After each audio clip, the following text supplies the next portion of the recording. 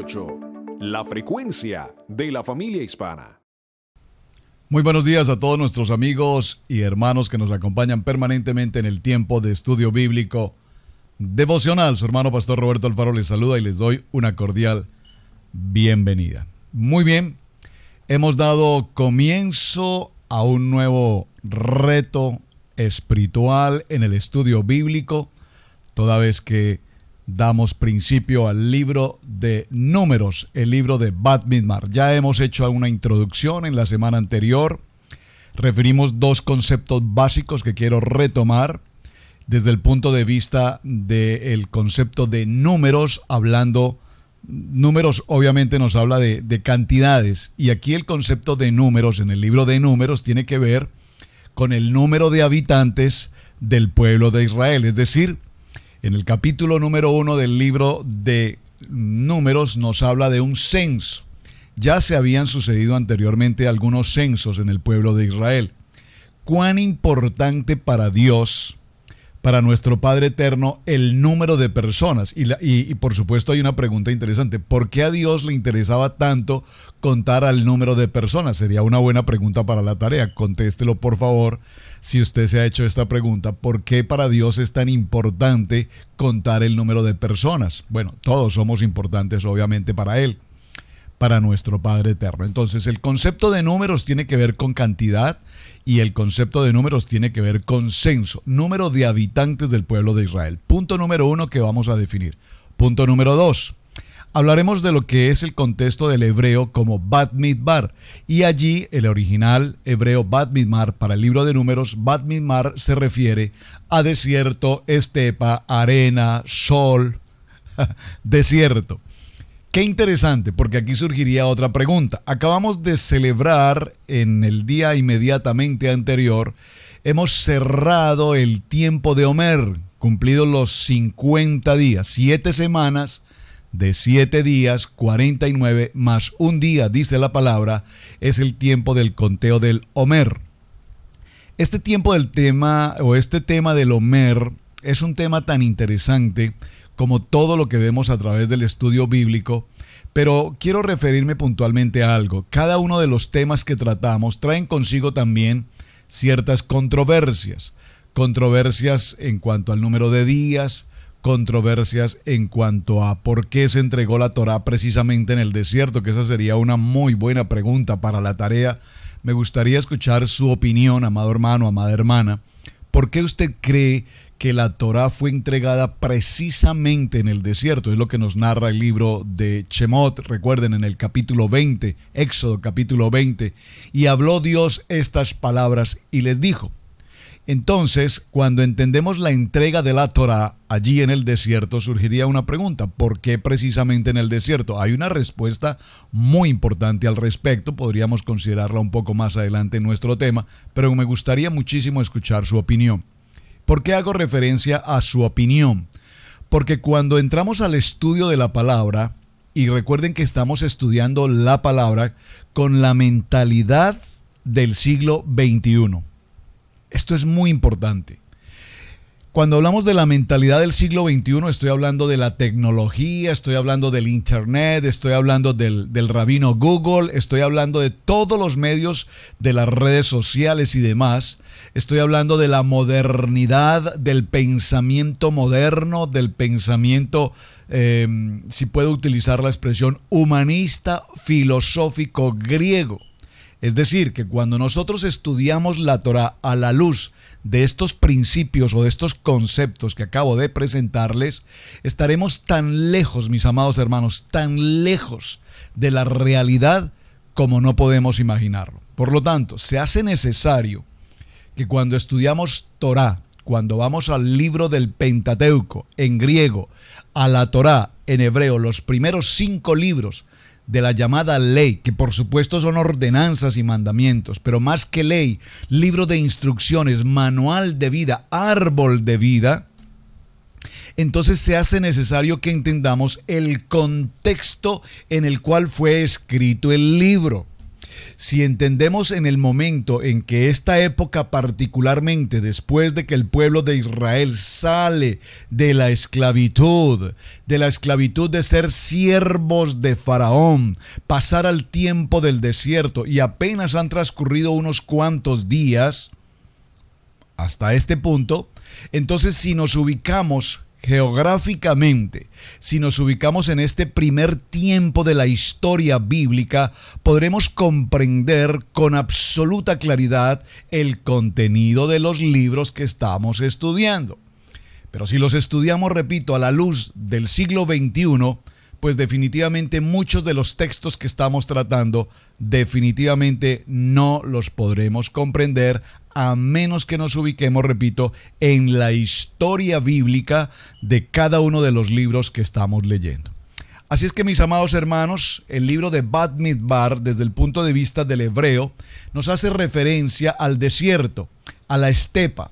Recordando que en el desierto el pueblo de Israel enfrentó un sinnúmero de pruebas, de adversidades, de contrariedades, de conflictos. Recordemos que ya vimos en el libro de Shemot, en el libro de Éxodo, la experiencia de Moisés.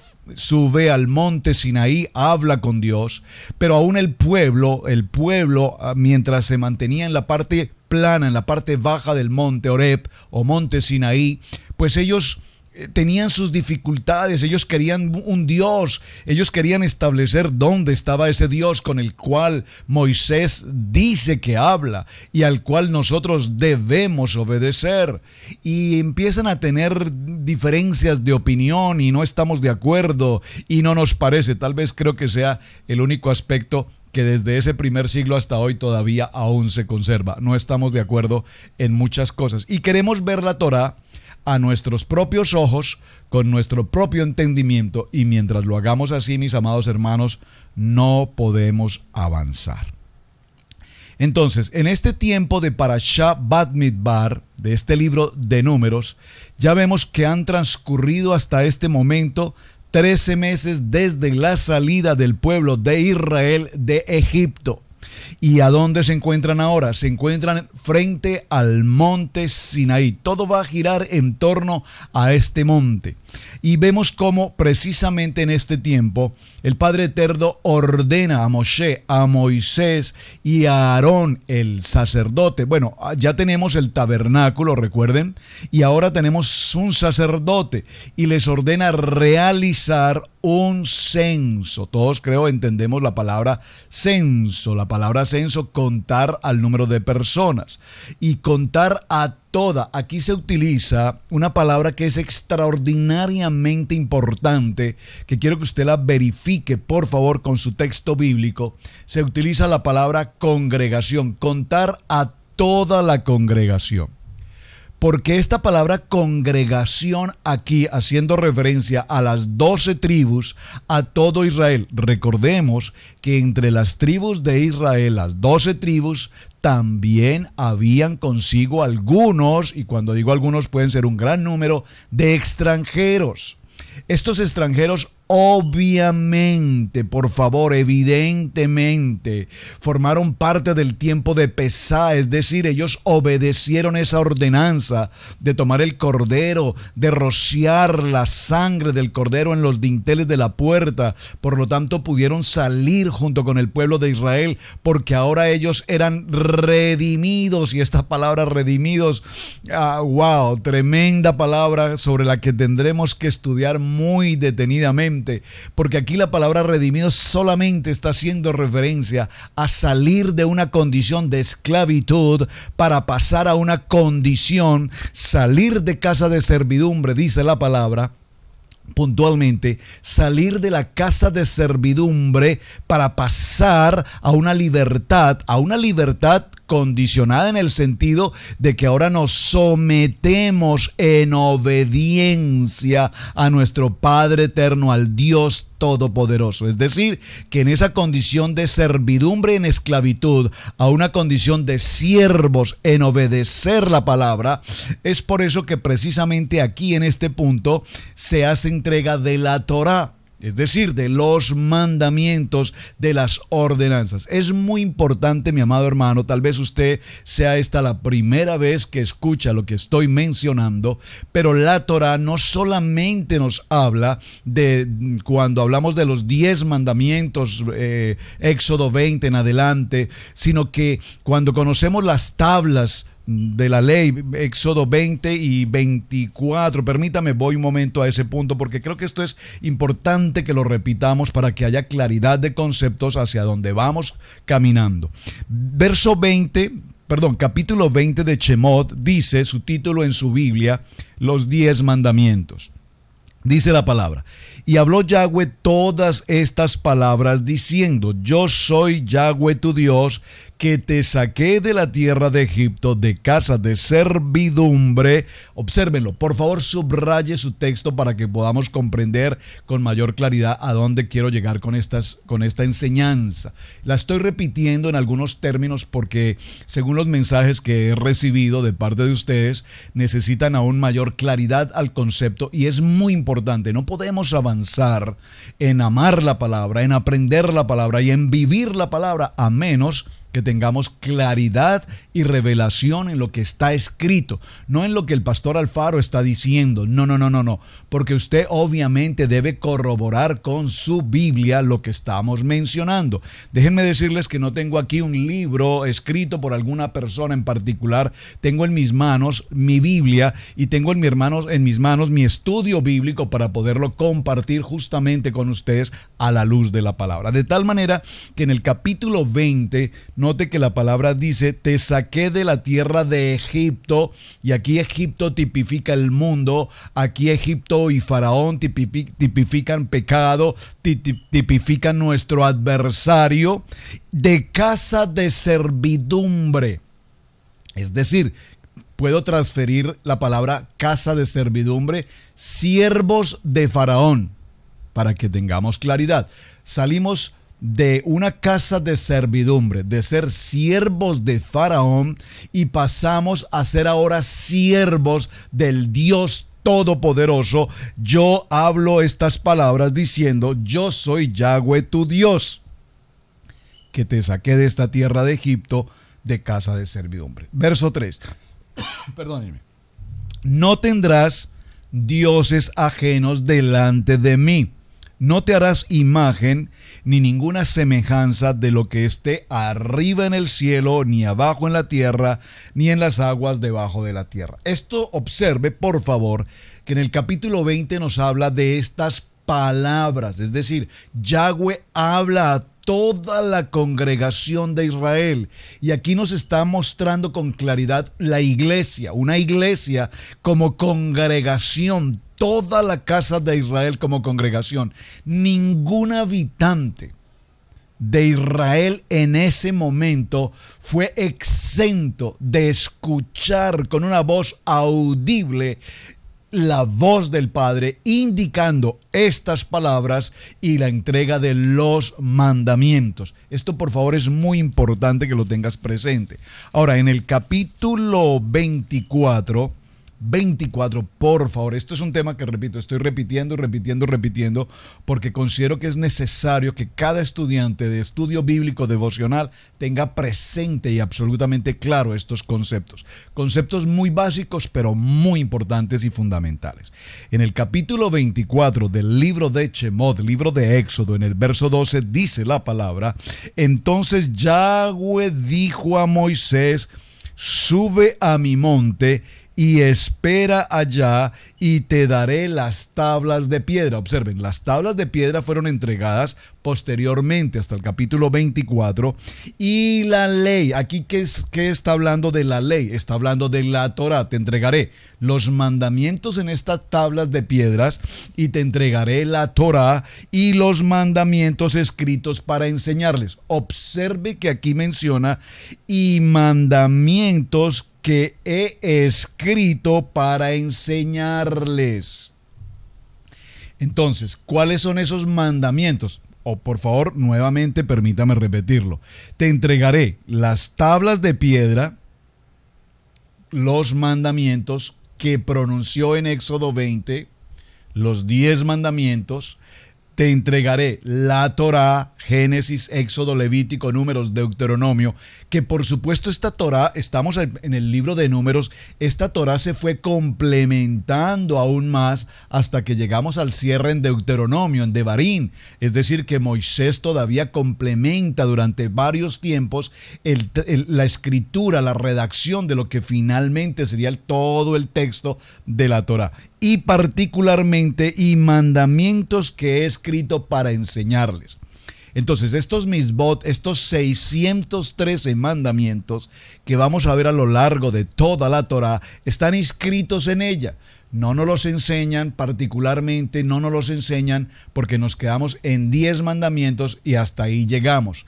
Pero cuando entramos con una mentalidad de estudiar la palabra, nos daremos cuenta, y hay interesante, bueno, no la tengo en este momento aquí a mis manos, otra Biblia que tengo, original más en el hebreo, vemos cómo ella nos narra a lo largo de cada uno de los textos, vemos que ella nos va narrando los mandamientos de más, es decir, los 613 misbot u ordenanzas que además tenemos de los 10 mandamientos. Tal vez usted nunca, repito, había escuchado esta palabra, entonces, por favor, estudie sobre este tema para que haya conocimiento claro en su corazón de que no solamente tenemos 10 mandamientos, tenemos gran mandamiento y tenemos 613 ordenanzas de más.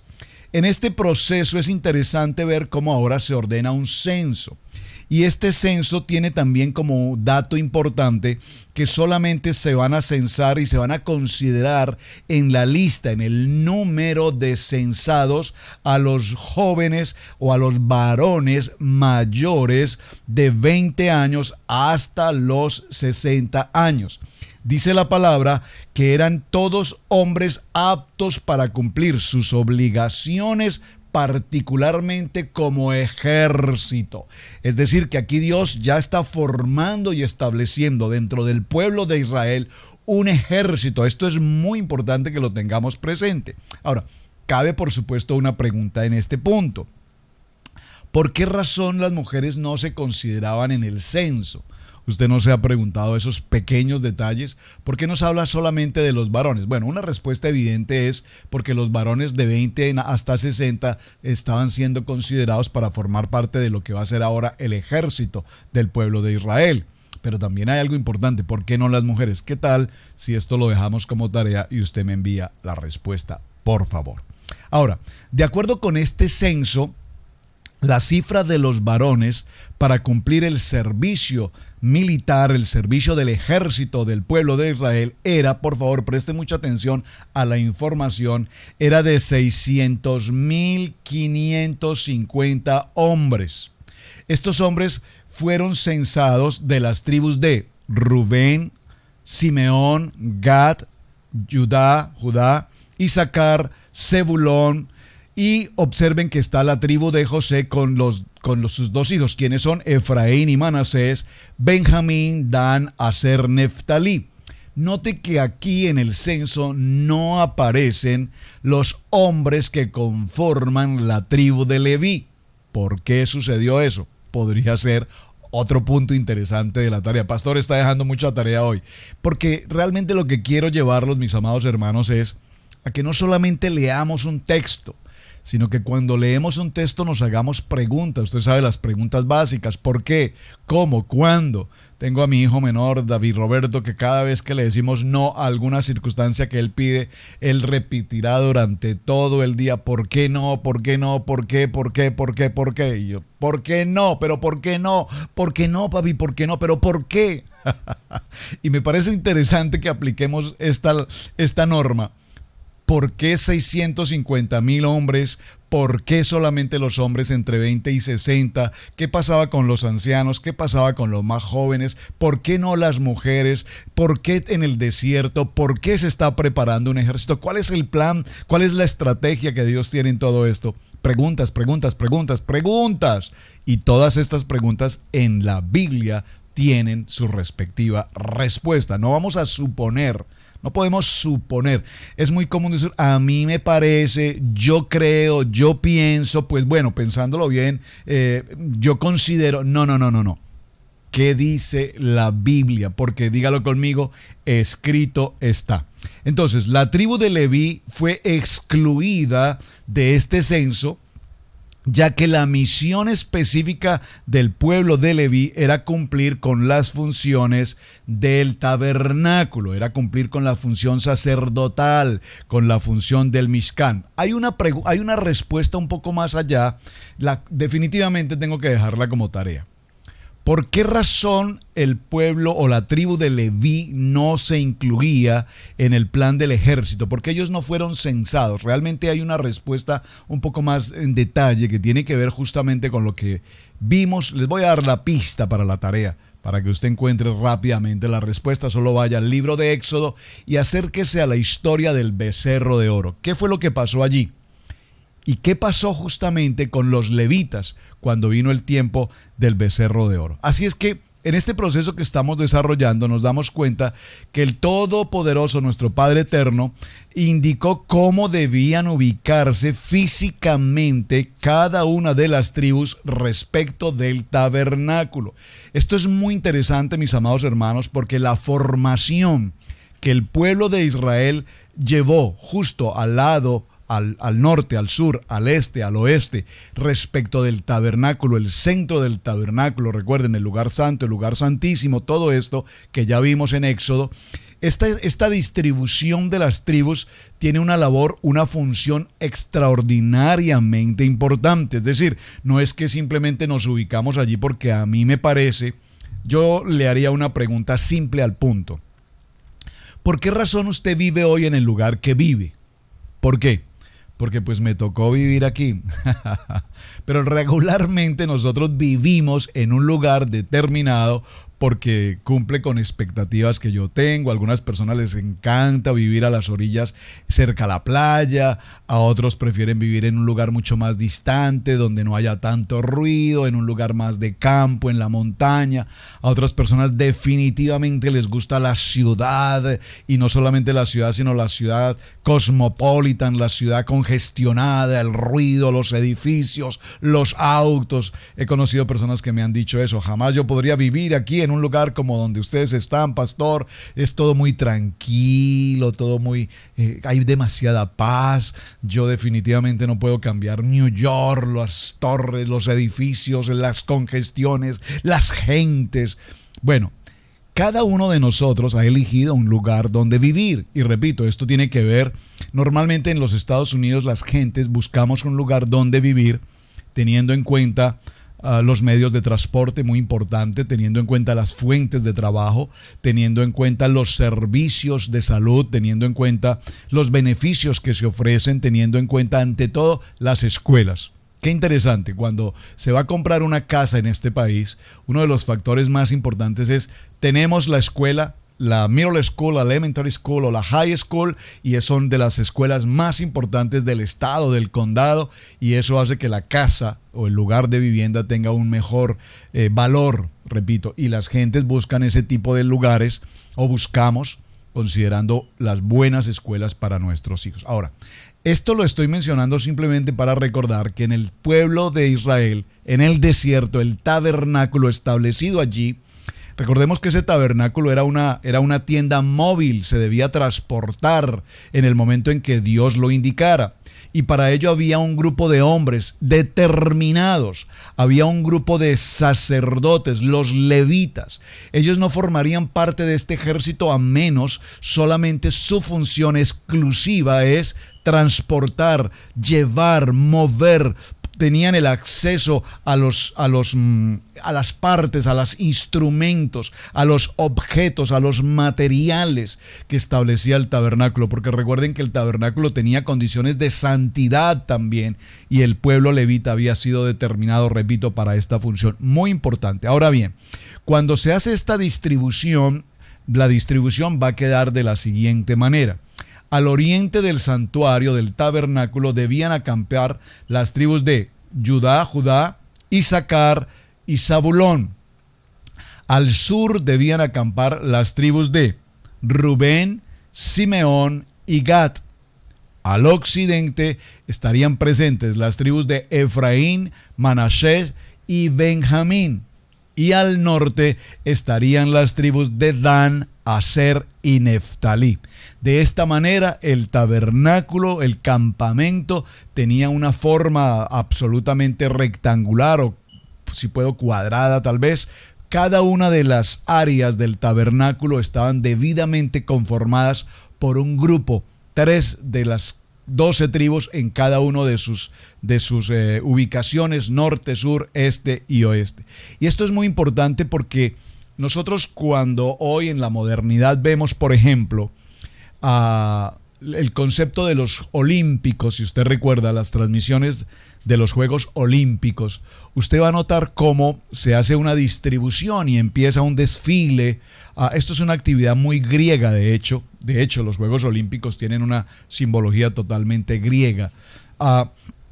Pero solamente para mencionar que vamos a ver cómo ellos se van a distribuir en determinadas ubicaciones. Cada nación tiene una ubicación determinada hasta lograr una formación de los participantes en estos olímpicos. Pero hay algo muy importante y es lo que quiero resaltar en esta historia.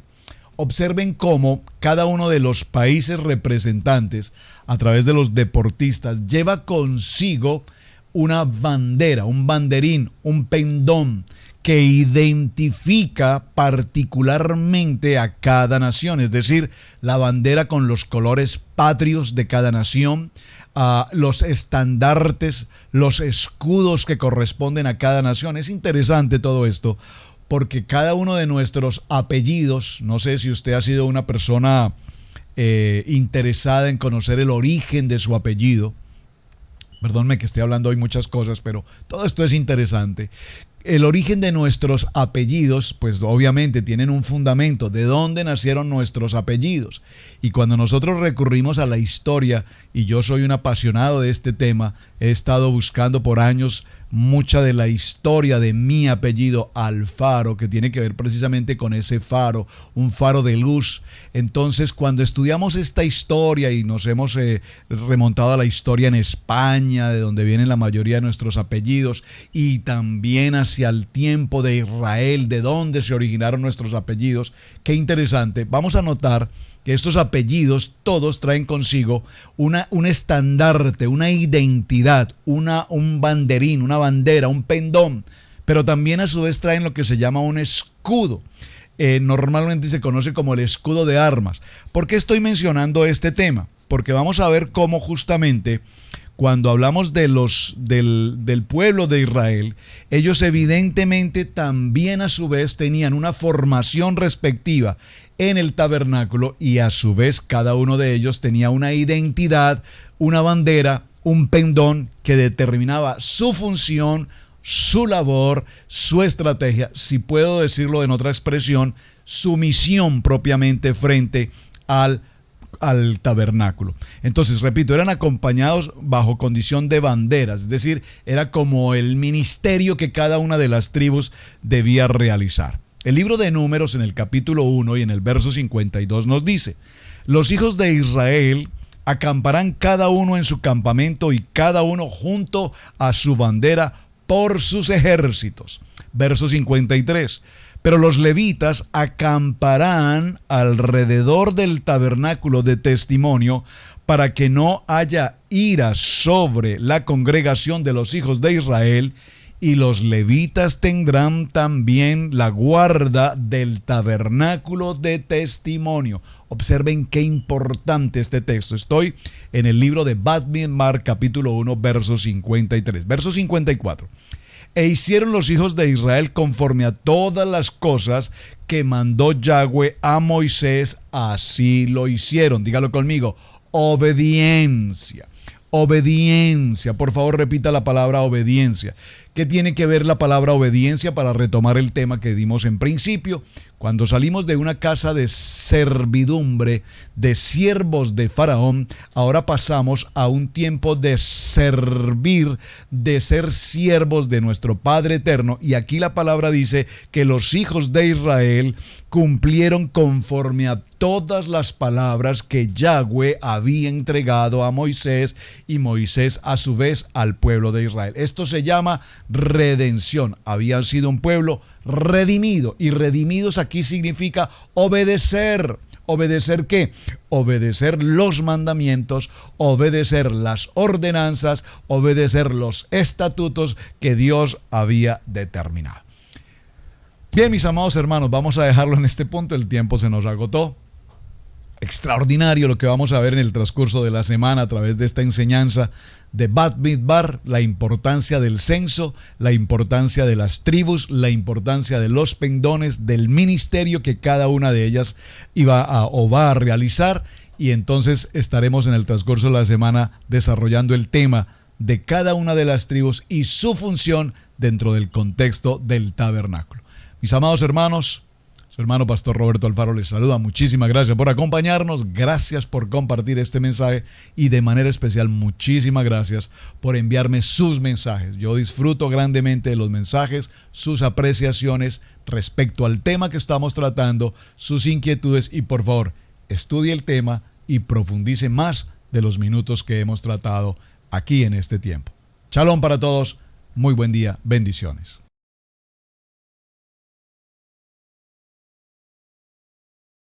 Hola amigos, esperamos que el devocional del día de hoy haya sido de gran bendición para tu vida. Estos devocionales del Pastor Roberto son para que tú puedas crecer todos los días, para que puedas armarte de la palabra de Dios donde quiera que vayas, y por supuesto el lema importante, amar la palabra, vivir la palabra y aprender la palabra donde quiera que vayas, porque es algo que Dios ha puesto en el corazón de cada uno de nosotros. Te invitamos a que vayas a nuestra página web de Radiogénesis 128.org.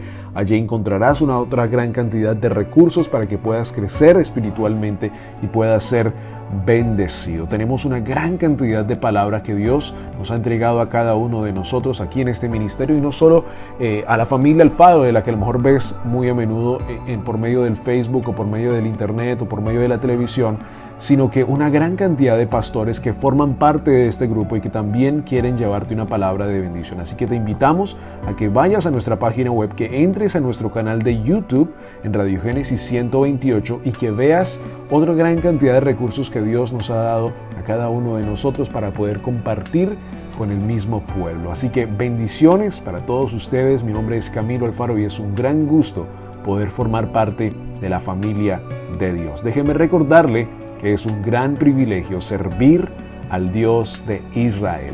Bendiciones.